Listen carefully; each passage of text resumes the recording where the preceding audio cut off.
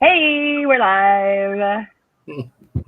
Hello, everyone. This is Convention Conversation number 8, and the topic for tonight is workplace safety.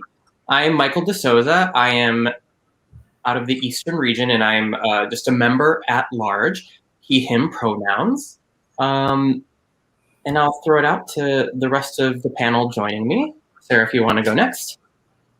Yeah, my name is Sarah Quinn Taylor. My pronouns are she, her, hers. I am an Eastern Chorus delegate. Popcorn to Kaylin. Hey, Kaylin Sakima, he, him. I am also an Eastern Chorus delegate. Hey y'all, I'm Carla Martinez, she, her, hers, and I am an Eastern Principal Delegate. Great. Thank you all for joining this evening. And if anyone is watching and have questions, please hit up the chat and we will get to those at some point during the course of this evening. Do I have a volunteer to read the Transparency Coalition mantra? Any of you? No? Yeah. Sarah. You want me to do it? Yes. I'll do it. The Transparency Coalition is a group of Actors Equity Association delegates dedicated to leadership and communication that is truly representative of our union's members. We're bringing the discussion of convention resolutions and amendments directly to members through a series of live discussions, allowing members to ask questions and express their support or concerns in real time. We are committed to creating an environment that is rooted in respect so that we can productively create and sustain this inclusive, respectful, brave, safe space to discuss complicated issues. We will always extend that respect to members watching, and we seek the same in return. What we ask is that both the members engaging in conversation with us and the delegates themselves hold these two agreements. 1, speak from the I. 2, confront confusion or discomfort with curious questions. While we are happy to engage in constructive debate, we view harassment and discrimination as a clear threat to free expression and participant safety, and as such, they will not be tolerated. We ask that the members who engage with us give us the grace to say, I don't know, or to get it wrong sometimes. We bring you this series of convention conversations not only to have meaningful dialogue with current and future members, but to learn more about ourselves about the important policies of our union and to enhance our ability to serve as trusted liaisons for our fellow union members. Great. Thank you so much. Of course. Before we get started into the conversation, I just wanted to throw it out there. Like, a lot has happened today. I just want to acknowledge that and just want to check in with each one of you. Like, we're all doing good. Or just like check in and just acknowledge that. Yeah, we're hanging in there. Beautiful. All right. As I said, today's topic is workplace safety, whether that is physical, in terms of fighting, lifting, dancing, as well as feeling safe to collaborate in an intimate environment. The first resolution to be discussed is by Ryan Morales and Maria Cristina Posada Sly, and it involves intimacy. The background. The use of intimacy choreographers is becoming more common on both Broadway and in TV and film. It is common in our agreements to require the use of dance captains, fight choreographers, stunt directors, and the like. There are now a number of organizations that are working to unify working intimacy professionals. Though this is a new profession, many of these intimacy directors and choreographers have been doing this kind of work for years or decades. We're now just codifying that work that has always existed and asking for the use of intimacy directors to be more widespread. Intimacy directors are similar to fight directors. They come into a project for as long or as little as needed based on the level of intimacy in a production and the structure of the rehearsal process. The purpose of this resolution is to put intimacy director requirements into our contracts, develop a working definition of intimacy in productions in tandem with the industry, create hiring practices to assist producers and protect actors, training staff and elected leaders to understand the importance of intimacy and intimacy directors, and encourage our union to lead the conversation on intimacy through the inclusion of a large variety of different individuals and organizations who work in intimacy. So with that, I will open up the discussion to the floor. I love this idea, and like it's very new to me, admittedly. I did a show, I think it was 2 years ago, and the director choreographer, I was doing this pas de deux dance duet with a guy, and it was intimate, you know, there was kissing and touching and whatever. And actually, SDC, the Union for Directors and Choreographers, had just implemented a policy that was like, you have to check in with the people doing the choreography or the staging or whatever, and like, hey, does everyone consent to this? How are you feeling? And it was the first time where this light bulb went off in my head that was like, thank you for asking. Like, I think so often there's so much psychology and just like stuff that's ingrained from us from the time that we start doing theater, you know, the like show must go on mentality, all of that when it was so simple. He literally was like, hey, I just want to make sure that you both feel comfortable with this. Are there any concern? And I was like, oh. And so since then, I've like looked into this, and like the idea of creating that culture, and I think also it goes to sexual harassment and so many other things, but creating that culture of like checking in with people. And one thing that I was speaking to an intimacy director like a few weeks ago, and they were like, and also like it can change day to day. You're not expected to be the same person every day when you walk into the rehearsal room. Mm-hmm. And I was like, groundbreaking. Like sometimes it's like, it feels like the simplest things, right? That like, you're like, oh yeah, this is my power. Like I can claim this. I can show up and do my best work in a safe space. Groundbreaking, but also like should be happening always. So. Yeah, this is huge. This is a big one. You know, similarly to Sarah, I've also done a show just like the whole cast. It's Wild Party. Lip was Wild Party, right? Like whole cast at some point, or sorry, Lacuna's Wild Party. Whole cast at some point is just like, you know, writhing on the ground. Yeah, like I'm in no way, shape, or form like putting this on my director or my producer, but I think that there could have been more care in that space. As we had like, you know, I was on a guest contract, so we had like college students in it. Like there was just a mix of people in it, and an intimacy coordinator, now looking back, would have been, it was necessary, 100%, hands down. Looking back through all of those photos, I'm like, holy cow. I was like, how was that not a thing, you know? So this is huge. Also, I read in one of the Facebook groups that this girl was doing a scene with somebody, and there were no boundaries set to this choreography that they were doing. So by not setting any boundaries, his actions got more and more aggressive and leaning more towards sexual harassment, because there were no boundaries in place to say, you know what, like this is what it is. Like you can't change it. Like you can't just like go off of what you're feeling. Like, so without that, like this poor girl was just like suffering in silence of like, this guy is putting his hands on me. He's grabbing me in ways that make me feel uncomfortable. And as opposed to that, she didn't want to seem like she was being difficult to work with, she didn't say anything. And then of course she said something after the fact in like a reflection or whatever that company wanted to do. And they were like, well, why didn't you say anything sooner? And she was like, well, who would I have said something to, you know? Like, so I think in stuff like that, in moments like that, it is crucial to have an intimacy coordinator. And I think we're past the point of it being like optional. Yeah, kind of getting to the point where you said like boundaries.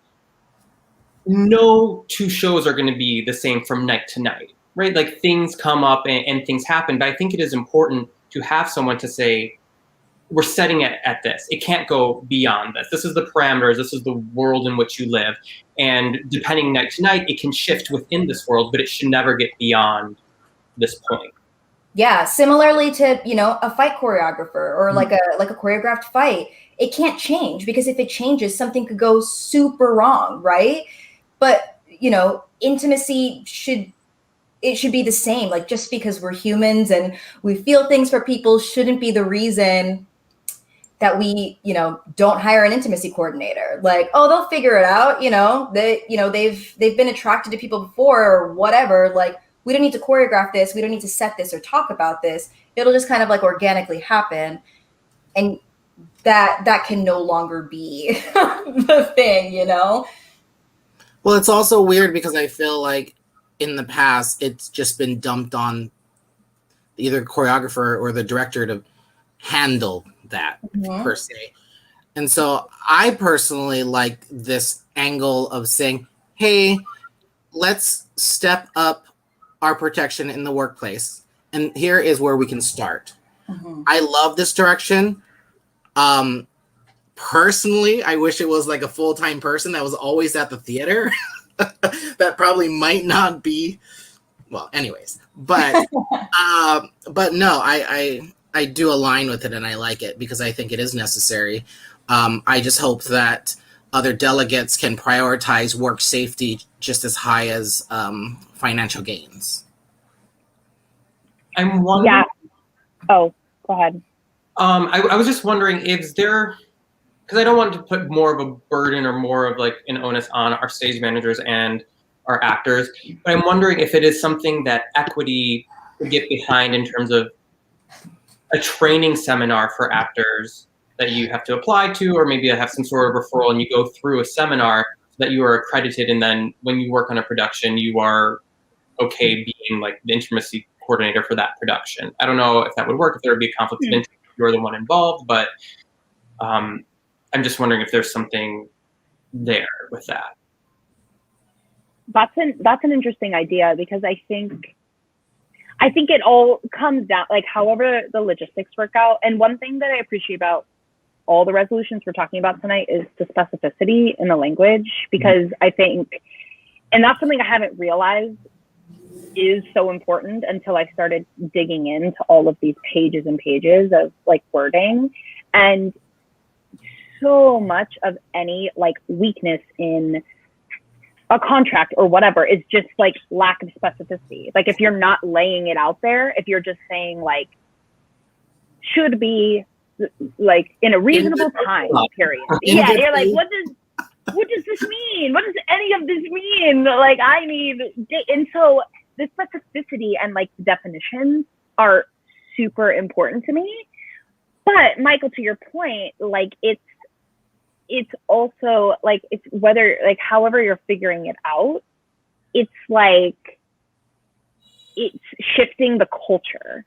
Like could this like it and I like the idea of the union leading the way on this, because like Carla's saying, like if she's on a guest artist contract and surrounded by other people, like how cool would it be, because Carla is working that contract, she shows up on the first day and like everybody gets this video or this, but like, and then it becomes part of the culture. And then it's like, oh, we got that because Carla's union is making that a priority. And how awesome did we feel? And we didn't even think that we needed it. And so then it becomes like, I think there's so much opportunity for things like this to, like, it only strengthens the point of like, hey, be a part of this thing, you know? I like that idea, Michael, because, you know, in the way that we have dance captains, like in the cast, like this is just another tool, because, you know, for a while, the argument was, and I get it, like if you're doing theater in the middle of nowhere, Arkansas, like I can imagine that finding an intimacy coordinator, you know, especially locally, is hard. And, I'm thinking And like, it's like theater, you go, like they're in a lot of rural places, so they might not necessarily have someone, just down the street that they can call. yeah. And then, they argue, well, we're a small company. We can't afford to like fly somebody in from New York or wherever. So like if we have the option to train people and implement them in the way that we would like a dance captain, I think that would be incredibly beneficial. And obviously like this person would get paid extra for that time, just like a dance captain or a fight captain. But yeah, I love that idea. I think that it should be, while I appreciate like specialists coming in, especially for some of these smaller companies, the resources just aren't there. And not that that's an excuse, but if we can find a way around that, I think it would just benefit everyone. Mm-hmm. I think it can be an option. Yeah, I love options just in general. But I also see intimacy as being script sensitive. So it could also be language, not necessarily always touch. And I think that is very important as well, because what happens when you step off the stage, you still have that emotion. And if it's not recognized or acknowledged in a way of how do we address the issue of the script off the stage as well, it could lead to other things. So I think intimacy for me is physical and also script specific in content. I had never even thought about that, but yes. Also, this is kind of random, but just in terms of captains, have y'all ever worked on a show that has a vocal captain? It's happened to me one time, and it was like, I think it was a production of Les Mis or something, honestly, like where it's vocal heavy, but like, I think of it in the same terms as something like that. I mean, obviously, like with formal training, but I also think and this is like, I feel like I'm beating a dead horse, like it's like my mantra, but I'm always like, it's about proactive versus reactive leadership and taking the initiative. So if you are working, like if you're handing out this contract to a theater and you're like, and this is the breaking point, they're doing Wild Party or something like that, and equity is like, no, we have this many equity members on this show, like this is the hill we're dying on. Yeah. It just isn't like, but then equity can be like, and guess what? We already have it.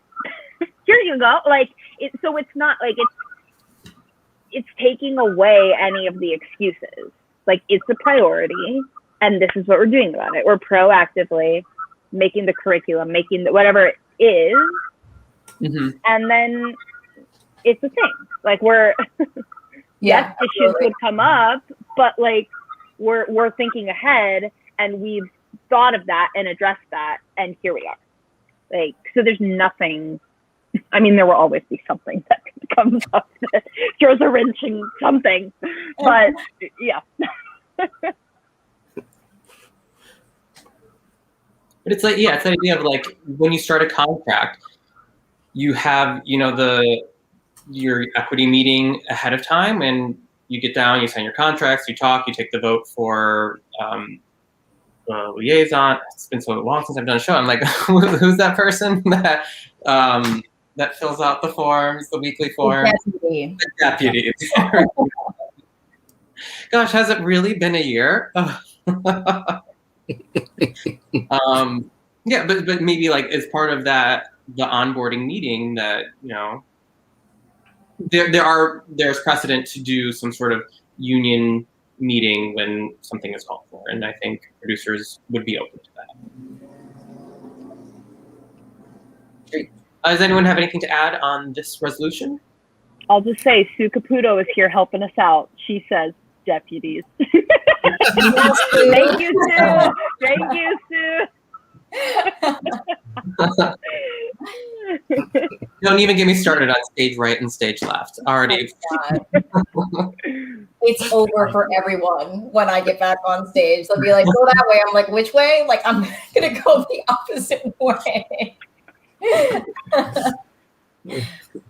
All right. Moving along, resolution number 2 deals with fight captains, and Ryan Morales is the one who put this forth. In most of our contracts, fight captains are required to be union members. Bargain protections for fight captains may not be commonly being upheld or may be being easily concessioned away. Producers will ask to make a fight captain non-union to save on the pay bump, which is a separate from assigning it to non-union when the best option is a non-union member of the company, or they will delay the assignment to avoid a pay bump, or the pay bump won't be enforced for a member, especially when the stage manager is the fight captain. There are online resources for deputies and dance captains, but not fight captains. Fight captains have access to reference recordings in order to watch fights they may participate in, common outside of New York, but the policies on this aren't commonly understood or commonly enforced by all parties.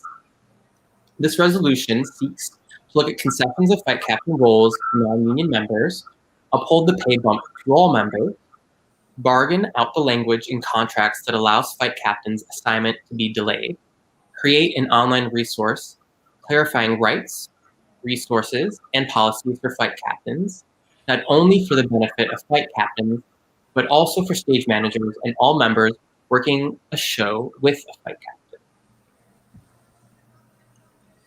I love the bit about stage managers because as you're reading the background, I always think this because how many times have we all been in a show when the stage manager is like, it's the stage manager, the choreographer, or the dance captain, and they're like leading a fight rehearsal or whatever. And I'm always like, the stage manager is like, they have so many things to do. Even if we're talking about like first day meetings, like how many times is, you know, does it just fall to the stage manager to like do the business? And I actually was talking to a couple stage managers about this, and it was so fascinating because they're like, but that's so detrimental because like we're also we're in the same union. So like we're like, I'm not the person in charge. I'm not like, but by doing these, like by having the stage manager run a slap rehearsal, you know, it's like, oh sure, just do it really quick. Yeah, come up. Like there's this weird power structure that gets like, I don't know what I'm trying to say, but I'm like, stage managers have enough to do. Right. This is like, yeah, it's like, it's just specificity. And it's like, why has this not been done before? Yeah. Well, and I believe that, speaking from the eye, I'm like, oh wait, how do I say this? From my experience, the fight captains have been assigned at the end of the process, and then you just get thrown into it. So I feel like that's also something that this resolution addresses is, hey, if someone's going to have the responsibility, you might want to let them to know ahead of time, not during tech or once the show opens, you know? And I think that also falls within the whole let's not make it a stage manager thing because they're worried about getting the show up. It would be nice if, again, work safety, someone could be watching the fights. 100. And like, I've worked on a couple of contracts where they've hired like a fight choreographer, but they didn't implement a fight captain, and it fell on the stage manager. And their excuse was always, well, it's not that like the fight like isn't that big of a thing where it needs to be, you know, drilled by somebody and cleaned by somebody like weekly, daily, whatever. And that's horrible because like literally like I've been looking at stage managers who were like doing pre-show stuff and like also watching this fight, and like the actors are like, what are we doing, you know, and like everyone's scrambling, and like it's horrible. It's a horrible position. Stage managers are truly the GOAT for everything that they have to deal with. for them to be the fight captain as well, you know, that just feels it doesn't feel great. And it shouldn't. That's if you're gonna hire a fight choreographer, you better have that fight captain announced, like you said, when that deputy person gets picked. All right, here's your DC. Here's your fight captain. Here's the information for the intimacy coordinator. Bam, bam, bam. You know. Yeah, Mhm. it's also like, it's not fair or safe to anyone.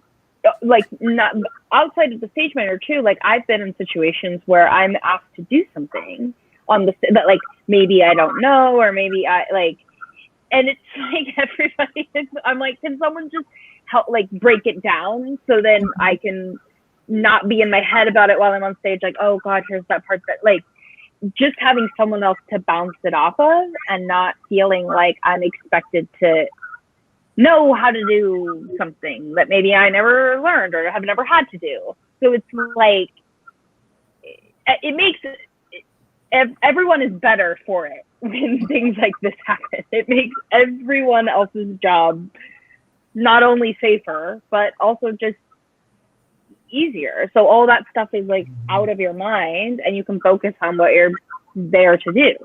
Right. It enhances the quality of the product. Mm-hmm. And I would assume that that's what everybody wants at the end of the day. So invest.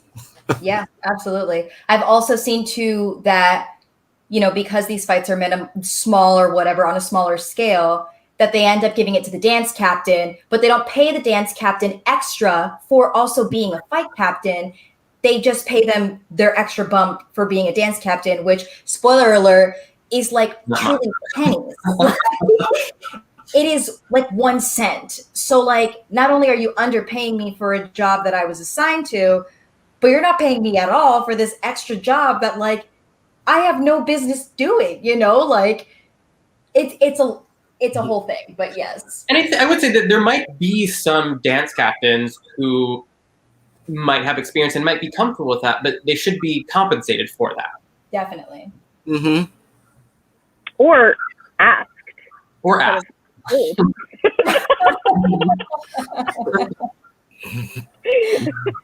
just back to basics.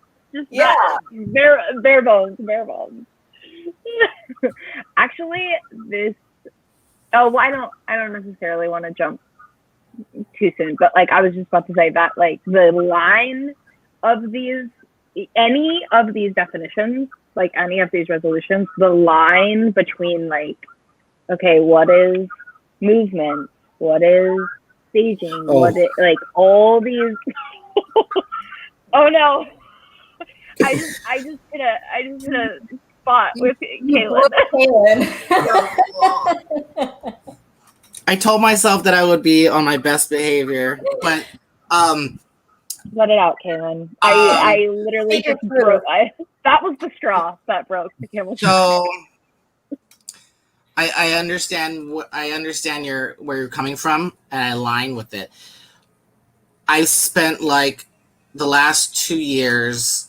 I just finished my BA, and I rushed everything. And during this process, I was studying a lot about movement directions and understanding what is choreography, what is movement, what is musical staging.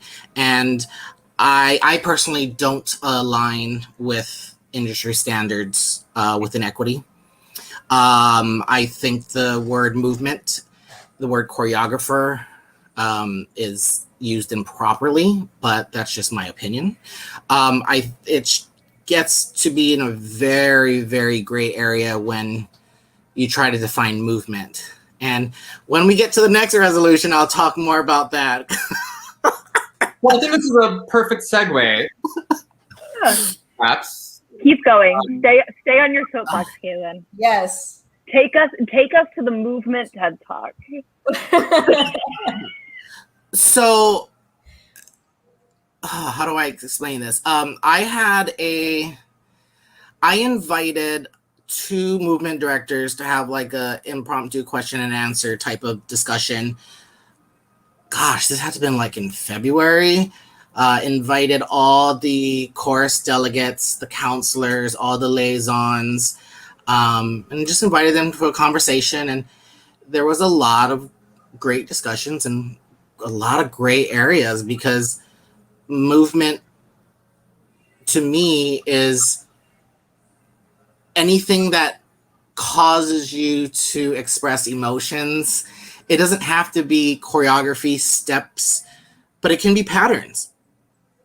Patterns of blocking. I think there's a lot of plays that have wonderful movement, but they're called choreography because of titles and credits and all that fun negotiations of billing. But it does get very, very murky, and because of that, there's a lot of things that I feel fly or get swept under the rug because it gets categorized as something else.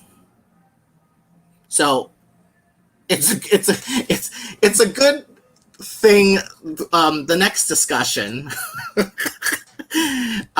is the dance captains and non-musical productions, and this came. Sorry, did you want to go through this before I talk about it, or should I read it? Or because it is it was put forward by you and Ryan, so I'll let you take the floor on this one. Okay. Yeah. Sorry, I didn't mean to be like, hey. Okay, so this resolution is called Dance Captains in Non-Musical Productions. It is made by Ryan Morales and me. And the background is dance captains are required for all musical productions and contracts. Not all musical productions contain dance, and instead contain heightened movement, which is still covered and maintained by a dance captain. Plays with similar levels of movement to many musicals do not always or commonly receive the benefits of having a dance captain in the cast. In many cases, the fight captain or the stage manager takes the role, but without the 20% bump in pay or the added authority and resources. The resolution seeks to look at this issue as a whole, clarify language in contracts that already seem to offer non-musical works the right to a dance captain in the cast, and to negotiate these protections requirements into all of our contracts. And this was a brainchild of Ryan's, because I wanted to create more safety in the workplace, but I was hitting a wall, because my original idea around defining movement, I wanted to separate movement and choreography. And I couldn't figure out how to explain that. And with our fun timeline of like 0 days, it just wasn't impossible. But Ryan was like, hey, I see what you're saying, and there is a problem. There are shows, it's mostly plays, that don't have a choreographer attached, but there's all this movement within the play. And because there's not a attached choreographer, I feel that it gets bypass of not having the responsibility of a dance captain, because what I feel is happening is there's an attachment. Choreographer, dance captain. If you don't have a choreographer, why do you need a dance captain if there's no dance in it? And that's where I feel like there's this big loophole of, no, there are great plays that have movement directors, or musical staging. They need extra support, and this was a way to close that loophole. That was a lot. Sorry. That was great. I mean, you're totally right. Like, there are a lot of plays with a lot of movement that 100% like someone should be looking at, regardless of whether they're doing like a triple pirouette, like into like a flip, or you know what I mean? Like, it still requires care. And wow, I didn't even think of, I feel like I'm either having deja vu or we've talked about this before, where there was a lot of us that didn't realize that it's not like the dance captain isn't required for like a non-musical. Yeah, I forget that I don't have the language in front of me. But there is a certain requirement that if you don't meet it, you don't have to have a dance captain. Mm. But I think that language is there's a loophole in it. Yeah. It seems like they might possibly need to change that threshold. You know, like rather than it being quote unquote dance or choreography, but maybe moving it into the realm of just movement. And movement means a show in which there are a lot of moving parts. It gets very challenging, and this is why I stepped back from the other resolution idea, is because to play devil's advocate, when you talk about movement, then you're talking about, then you need to define what is blocking. And well, stage managers do the blocking, so why would you need a dance captain if they're in charge of the movement on stage? So that's why the language that we use and we focused on was heightened movement, because anything that needs to be developed or that has a pattern, anything that is more than just, hey, go to here on this timing or this word, it needs to have another level of safety. Like the thing that I just think of right now coming to mind is Curious Incident. Yeah. You know, certainly I don't have the playbill in front of me, but I would hope that production had some sort of movement coordinator or dance captain involved on that production because it was so elaborate. But I don't know if they did. And I would be curious to hear from people who are involved in the cast in that process. And and my other point too is, especially shows that already exist, there is probably a pretty good idea of what the movement will entail. But in the creation of new works, you don't necessarily know, and you don't want to kind of pigeonhole or say it has to be a certain way from the get-go. I think that option should always be there, that if it crosses a certain threshold, then we enlist someone from the cast to be the dance captain or the movement captain. Right. Yeah, I don't know off the top of my head if they had a dance captain or not, but I do know Harry Potter has a movement director, but they do have a dance captain. So it's possible. Yeah. It's very possible. However, if you do some research, there are some shows that have a movement consultant or a movement director or a musical staging, and there is no dance captain. So it's just interesting. Yeah. So this specifically is a resolution to fix that loophole. It's not really anything new. It's saying, hey, this is a trend that's happening more, and it's becoming more frequent. So maybe we should be looking at it now, since it hasn't been addressed, and since we're dealing with a lot of work safety things now with COVID. It's like, hey, maybe now's the time to create a better space for everybody. Sorry, I feel like a lot. It seems a little bit too like that trend of, you know, what the workshop was, and then people were taking things out of the city and kind of going around the idea of what a workshop was. If this is a way that the union can be proactive before it becomes a huge issue, that it's little bubbles, that things that people are noticing and saying, hey, we can speak to this moment right now and have it in place so that down the road, it doesn't become a bigger issue. Mm-hmm. Like it still boggles my mind that the well, I'll just say it, the play that goes wrong. I was gonna say that. I was like, this would be a good time to slide this in here. Yes. There's no dance captain. The fight captain is responsible for the entire show and gets paid less. Stop. You can look up the. I was literally just thinking that. I was like, wow, that is that's a perfect example of like heightened movement. Like they're all over the place in that show. And I was like, I wonder if they had both a choreographer, movement director, and a dance captain, like cleaning up like all of those things. I don't know the maintenance of it. I just know the crediting off the top of my head. I need to look at it. But after this whole live thing, I really encourage you to talk to Ryan, because Ryan actually knows more of the examples of where like, hey, this show A, show B, show Z, or whatever. You're like, oh, what? Really? Okay, first of all, sorry, y'all. My internet went on the fritz. We don't know what happened. That's Also, fine. Devon said, break that news, Kaylin. Play that goes wrong.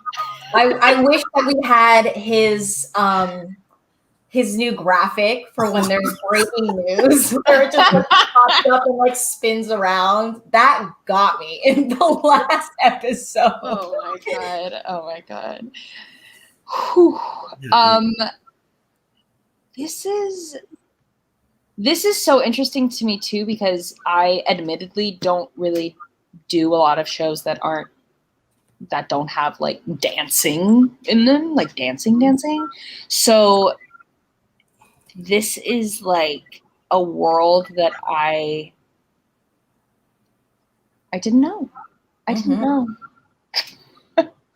And it's wild. I mean, Kaylin, you spent so much time writing this and working on this. Like, do you see a reason why this like couldn't be a thing? I mean, there's always a reason, right? But like, what do you think is the biggest impediment, or like, I know just in terms of writing other resolutions and stuff, like obviously you get kickback from people just because we're in 10 days, we're going to convention to vote on it. Like, do you think people are going to vote no? Yeah, because some people don't like one word and they would rather have that one word be something else. I've gotten pushback on my resolutions because of literally like 2 words. And it's getting very nitpicky. And so I shifted into the place of, I don't have to 100% agree with the resolution.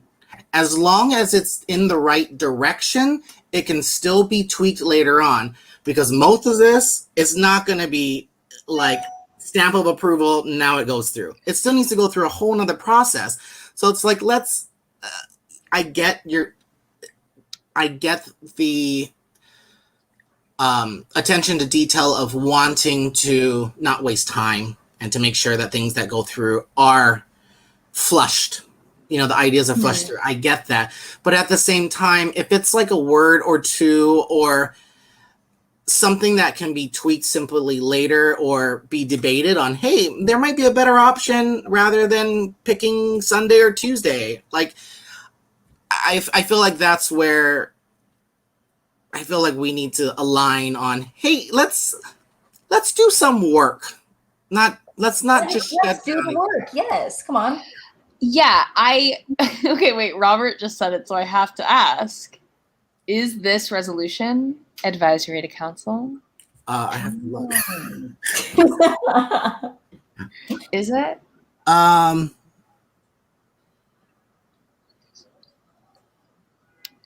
Yeah, I think so. Okay. Right? I just... Well, the word For the person, what does advisory to council mean? Michael, thank you. I was just about to say this, because there may be people watching this who haven't watched previous ones. I think the more that we can speak about this, the better. Yeah. Because also, we were all elected as delegates only like 6 or so months ago. No, it's been a little longer than that, 9 months maybe. But I had no idea. First of all, I said this before we went live. I'm like, I had no idea what I was getting myself into. Wouldn't change it for the world, and also like, it's COVID, so what else am I doing? But like, I didn't know anything. And then still, like, months after being elected, I didn't know anything. I was like, so a resolution or a constitutional amendment is like, whereas blah blah blah, and whereas blah, blah, blah. You know, giving background information, essentially. Opinions. You can literally put whatever you want in a result or a whereas clause.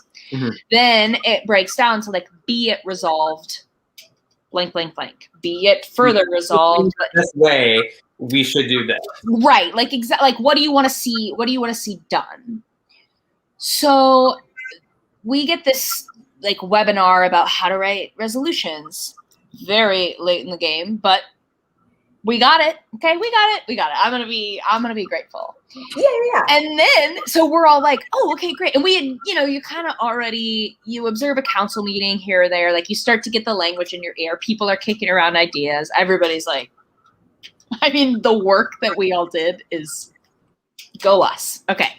So then legal. So equity has legal because technically anything that you vote on, it can't break the law.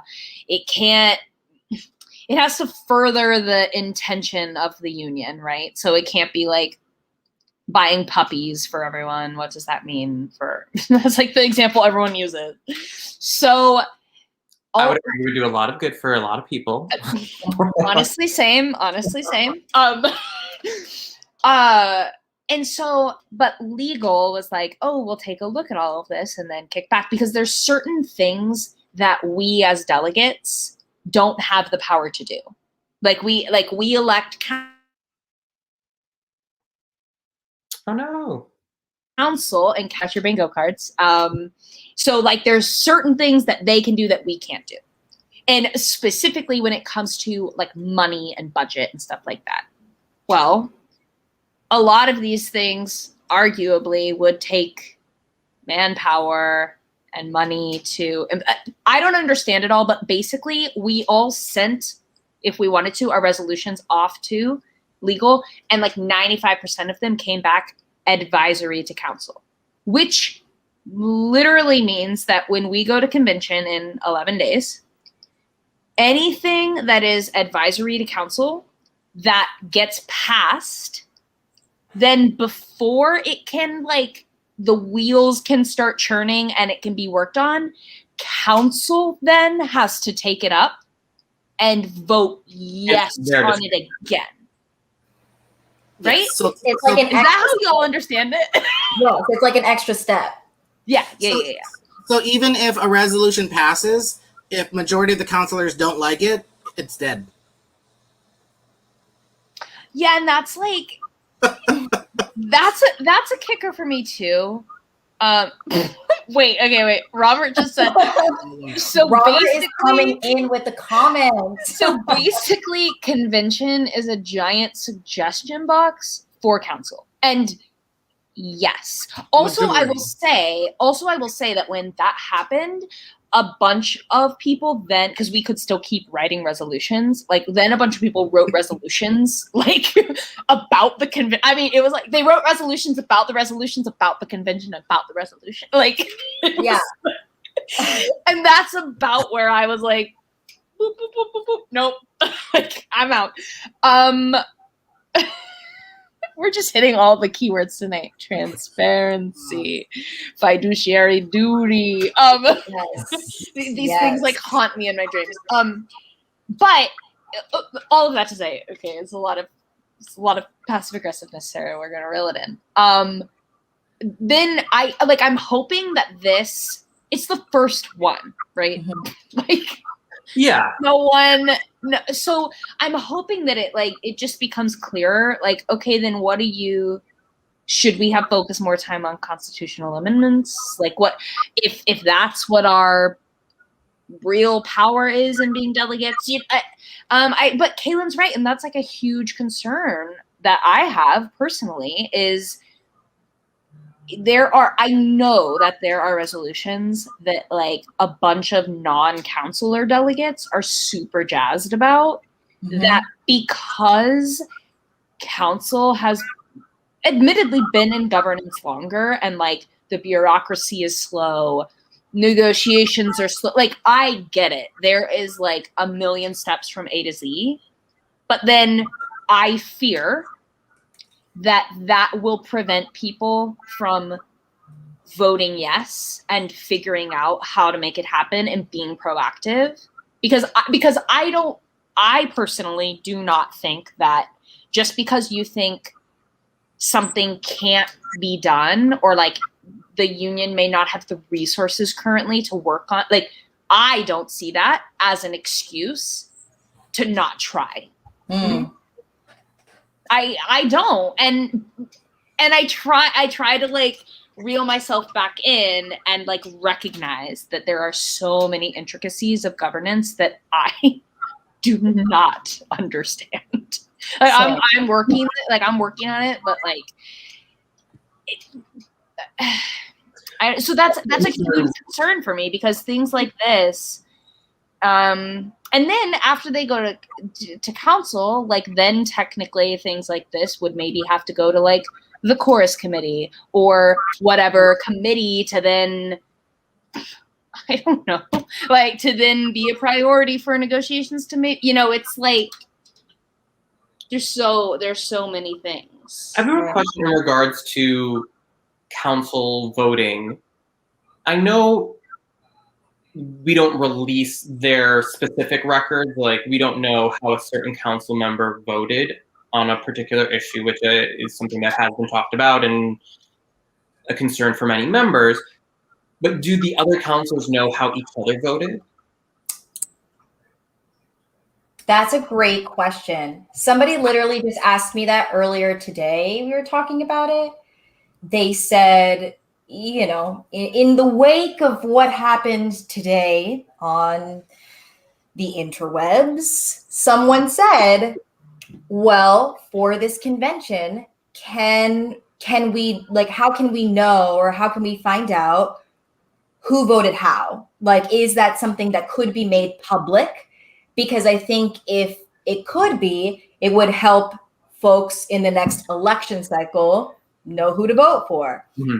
I don't know the answer to that. I don't know if there is a way to release that information, or if we're being real and transparent, if some counselors would agree to that, like if they would agree to saying, yes, publish my vote, in this group or whatever.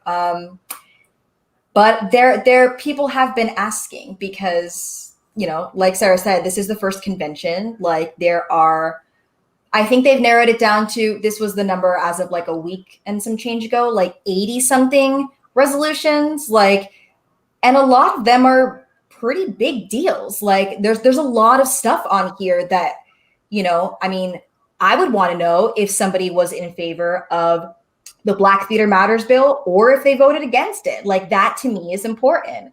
Mm-hmm. So yes, I don't know the answer to it, but I was just talking about this. I have a few thoughts. One, I do know that in the convention rules, there are 4 proposed like buckets of confidentiality behind. Ooh, Kaylin has thoughts. I am hitting all of Kaylin's nerves right now. Like, I'm literally just like, poke, poke.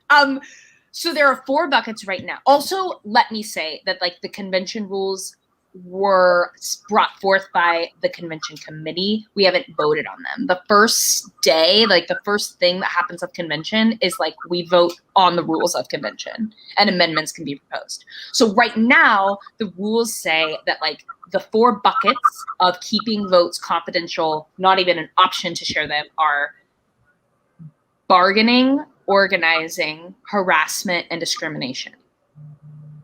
Okay, so I'll give you the first 2. My whole thing is like, we elect council and we elect non-councilor delegates. So our membership, I firmly believe in like transparency. Our membership should know how we voted, because then they can decide if they want to elect us again. And like, also, we have been told that we can, like, I could get on my Instagram live or make a YouTube video and like run through all the votes and like tell people how I voted. We've been told that. And so I think this also is like, I'm a broken record, but proactive versus reactive leadership.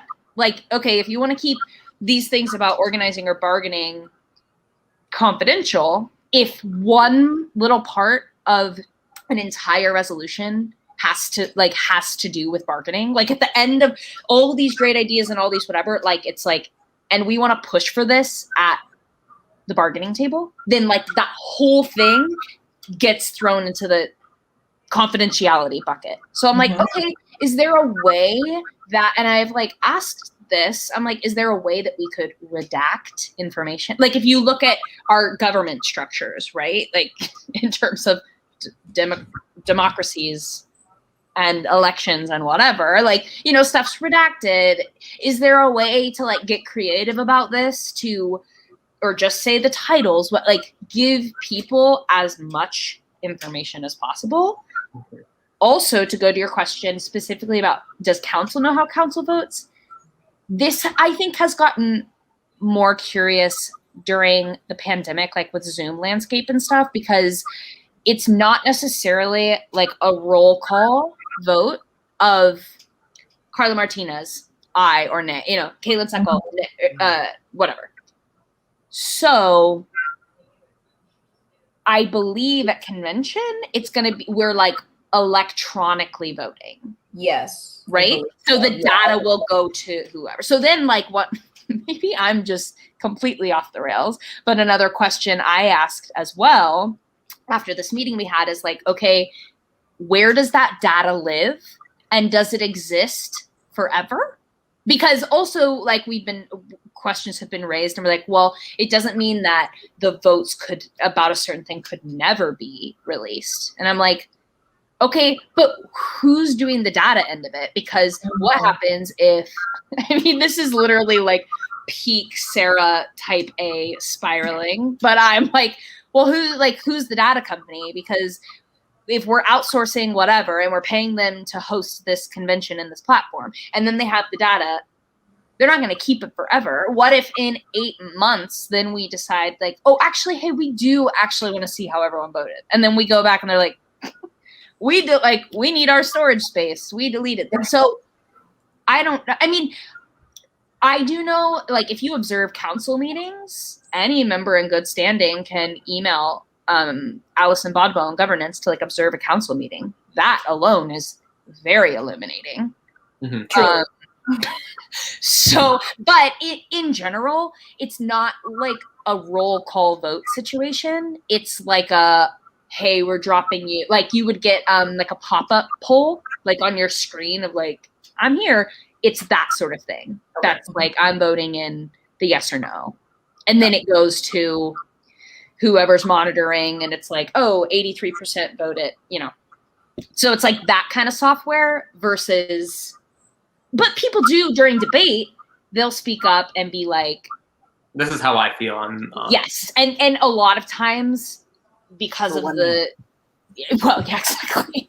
But like all the Robert's rules or whatever, like a lot of people will be like, and that's why I'm voting yes to this, blah, blah, blah. That like political. Oh, sorry, go ahead. No, go ahead. I need to stop talking. No, I was just gonna add to it, like the challenging part of writing these resolutions, and I knew zilch of Robert's rules or how to write this, and I'm not the greatest writer. I'm hard to even write my thoughts on an email, but it's so strategic, and there's different ways that counselors have more experience of where to direct a certain resolution so that it can get a better focus. And recently, it was suggested to me to create a pathway for one of my resolutions that I had, and I thought this was a pathway, and so it was recommended to me to add additional language in there so that it would be more effective. Things like that, delegates don't have access to. If we get it from a counselor or someone that knows more about the internal structure of equity and how it works, then we put in the resolution. But most of us and most of my resolutions are, I made them general because I don't know where it goes. Mhm. And that does hurt my resolutions and others because it is more broad. So it does go into a bucket of, well, this didn't have a pathway. So now as council, we need to decide what that path is. So there is a lack of, there's a divide in education on the process. Like I still don't understand the internal structure of equity. I'll say, Yeah. just like as an outsider, it seems like they have a very specific set of rules that everything needs to adhere to, but they haven't necessarily told you how to go about doing that, and they're not necessarily, it doesn't seem like they're giving a grace period for a lot of it as well. Like, this is a first year where it's kind of a learning curve. That's Yes. just in that side. I do want to acknowledge that they are making an effort to give us information. It just so happens that it's overload of information, and there's just not enough time to learn everything that we really need to learn to be the most efficient. Yeah, I'll give it to them in the sense that, like, sure, they've been doing the webinars and they've been doing, they've been sending the PDFs of how, like, Robert's rules work, et cetera, et cetera. But, like, especially for those of us who don't know about, like, who have never worked with this type of language before, even if they knew, like, because they were like, well, we didn't know how the convention was going to work, we didn't know the logistics, et cetera, like, they knew that they were going to use Robert's rules. And after we were elected to be delegates, that should have been number one. Like, all right, we're going to be, referencing this stuff a lot.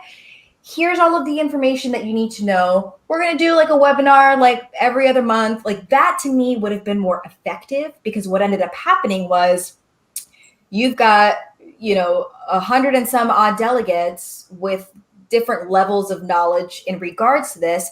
Some who were killing it and they pumped out like a bunch of resolutions, but others were just like, what? Like, what does whereas mean? Like, why is this important? And this is with the convention 3 weeks away. So they totally dropped the ball in that regard. And I was so wish that, if above anything, that they would have done it sooner, because I think that are a lot of people with a lot of really good ideas who didn't submit those ideas because they didn't have the resources and the tools to do it. Mhm. So now they have to wait an entire year in order to be able to kind of like come into the arena, which is such a bummer, because that by then, like, our positions will be over, like, we'll be at our 2-year mark. Yeah, I'll add 2 things and then we can stop. But I just so everyone's super clear about what Robert's Rules even is, it's like essentially a fancy way to run a meeting. Essentially, do y'all hear those fireworks? Okay.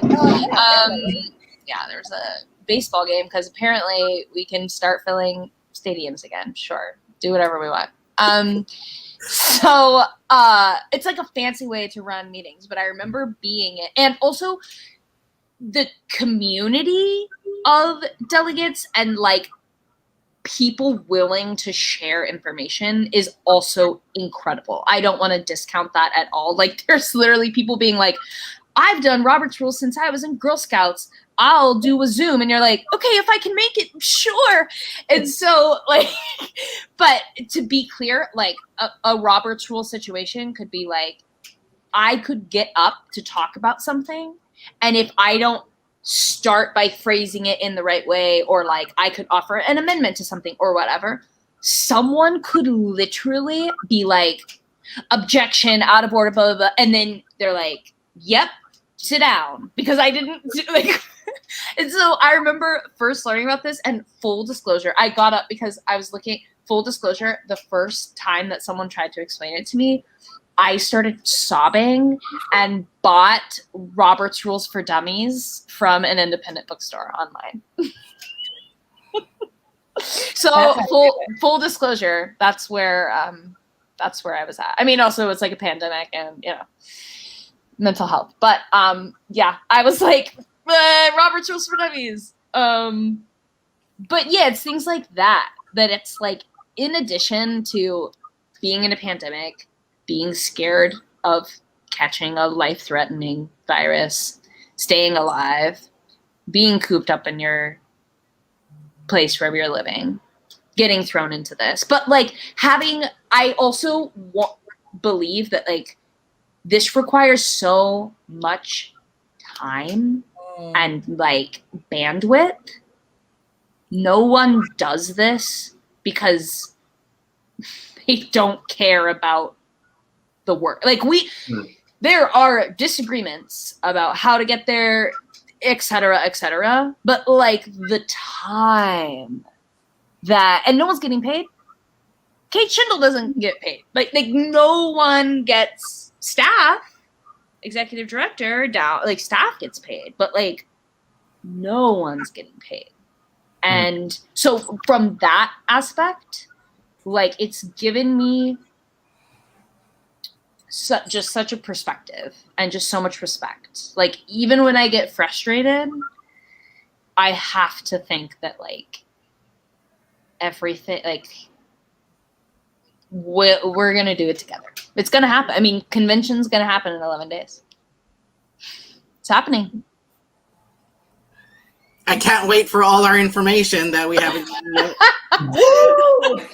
But I got my swag, so just saying.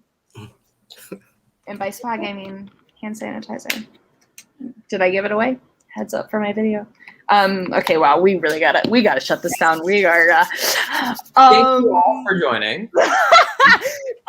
Really quick, I just want to do a shameless plug because tomorrow night, and Michael technically is the host, so he should probably say this. We have no episode tomorrow. We're taking a break. And the reason we're taking a break is because one of the resolutions that I worked on, shameless plug again, AEA for single payer. Mm-hmm. If you've never heard of it, look us up.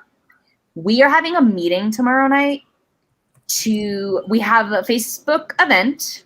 I think it's in the, Michael, can you drop it in the comments? Mm-hmm. Maybe we will, oh my God, wait, did we miss a resolution? So there was one last resolution which we weren't sure if we were going to be able to get to. And No, let's talk about it. Hazard pay and stunt consent. Sorry, Kaylin. Just, we really went off on a tangent, huh? Okay.